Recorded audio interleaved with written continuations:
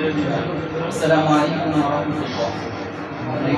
إن الحمد لله والصلاة والسلام على رسول الله. أما بعد فأعوذ بالله من الشيطان الرجيم. بسم الله الرحمن الرحيم. فصل لربك وانحر. صدق الله العظيم. الحمد لله বারকাতুল আউযু মানকুম ঢাকা থেকে আয়োজিত মাসিক পত্রিকা অনুষ্ঠান। অনুষ্ঠানে উপস্থিত রয়েছেন সম্মানিত সভাপতি বিজ্ঞ বিচারক মণ্ডলী এবং আমার সঙ্গে উপস্থিত আমার প্রাণপ্রিয় ছাত্র ভাইরা, সকলকে জানাই বারকাতুল আউযু মানকুমের পক্ষ থেকে আন্তরিক শুভেচ্ছা ও মোবারকবাদ। প্রিয় সাথী ও বন্ধুরা, আজ আমার বক্তৃতার বিষয়টি হচ্ছে কুরবানির ইতিহাস, গুরুত্ব ও ফজিলত।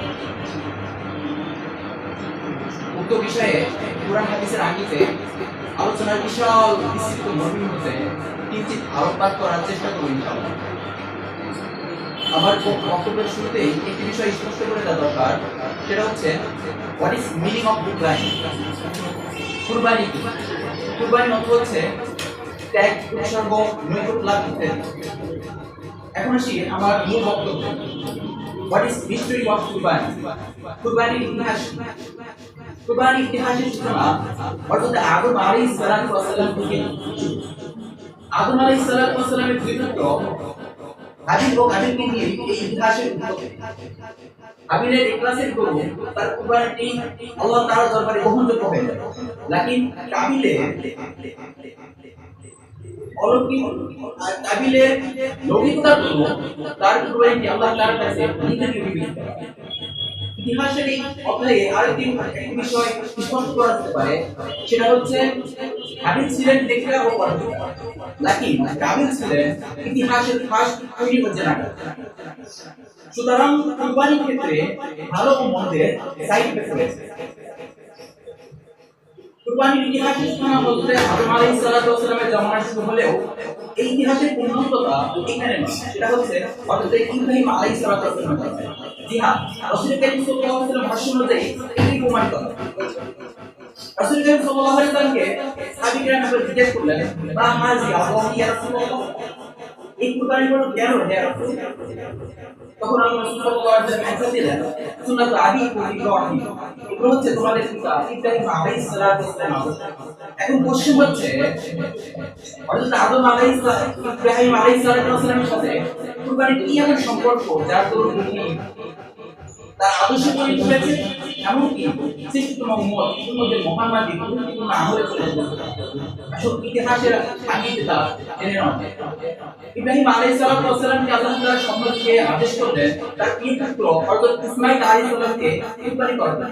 অথচ এই যে ইসমাঈল, যাকে পাওয়ার জন্য কত রাত হরতে যাওয়া হয়েছে হযরত ইব্রাহিম আলাইহিস সালাতু ওয়াস সালাম, যৌবনের সবুজ অঙ্গল অতিক্রান্ত করে যখন বার্ধক্যের ভূষণ ময়দানে তার বিচরণ, তখন তার মনে উদ্য হলো এই দীর্ঘ জীবনে সন্তানহীন হাজারে কি বলবেন।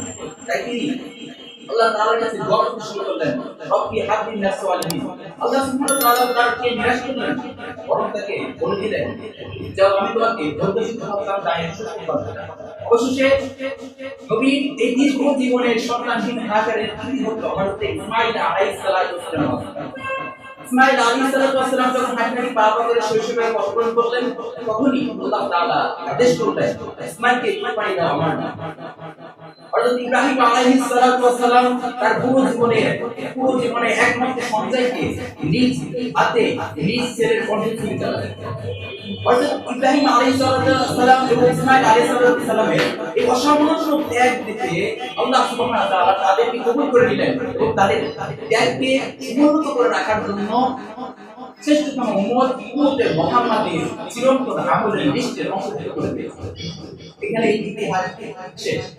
এখন আসি কুরবানির কথা বলতে চাই, তাহলে বলতে হয় যে আজ যে আমরা পবিত্র প্রাণী জবাই করি, এটা মূলত প্রকৃত অর্থে এটা নিজ পুত্র জবাই করার কুরবানি করতে জন্য আমরা যদি কোরআনে যাই, তাহলে কোরআনে আল্লাহ তাআলা ইরশাদ করেছেন, ফাসাল্লি লিরাব্বিকা ওয়ানহার। আর যদি হাদিসে আসি তাহলে রাসূল করিম সাল্লাল্লাহু আলাইহি ওয়াসাল্লাম তিনি প্রদর্শন করে বলেছেন যে যে ব্যক্তি সমর্থ থাকা সত্ত্বেও কুরবানি করলো না সে যেন আমাদের ঈদগাহের আরেকবার কাছে মাস। এই পর্যায়ে আমি মনে করি একজন মুসলিমের জন্য আল্লাহ আল্লাহ রাসূলের এতটুকু নির্দেশই যথেষ্ট কুরবানি গুরুত্বপূর্ণ। এ পর্যায়ে আসি কুরবানির ফজিলত। যদি কুরবানির ফজিলত বলতে চাই তাহলে বলতে হবে যে একজন মুমিন চাইলেই সামান্য একটি ক্ষুদ্র পশু জবাই করে তার জীবনে বয়ে আনতে পারে ইব্রাহিমী এবং ইসমাইলি ত্যাগের ফসল। এই জন্য তো রাসূল করিম সাল্লাল্লাহু আলাইহি ওয়াসাল্লাম কুরবানির ফজিলত বর্ণনা করতে গিয়ে বলেছেন যে প্রত্যেকটি প্রাণী যে প্রাণীকে জবাই করা হবে প্রত্যেকটি প্রাণীর প্রত্যেকটি পশুর বিনিময়ে সওয়াব দেওয়া হবে।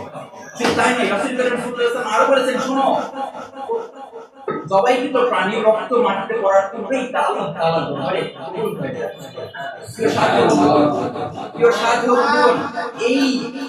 এই অসামান্য প্রতিদান পাওয়ার জন্য এই ক্ষুদ্র প্রাণী জবাইকৃত থাকতে হবে ইব্রাহিমী এবং ইসমাইলী চেতনার পর।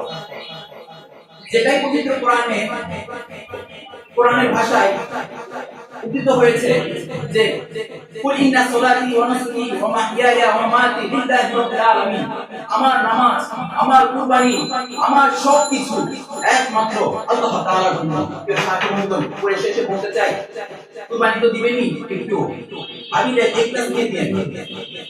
হাবিলের লৌকিকতা যেন না হয়, তাহলেই তো আমাদের জীবনে বয়ে আসবে ইব্রাহিম ও ইসমাইলি ত্যাগের ফসল।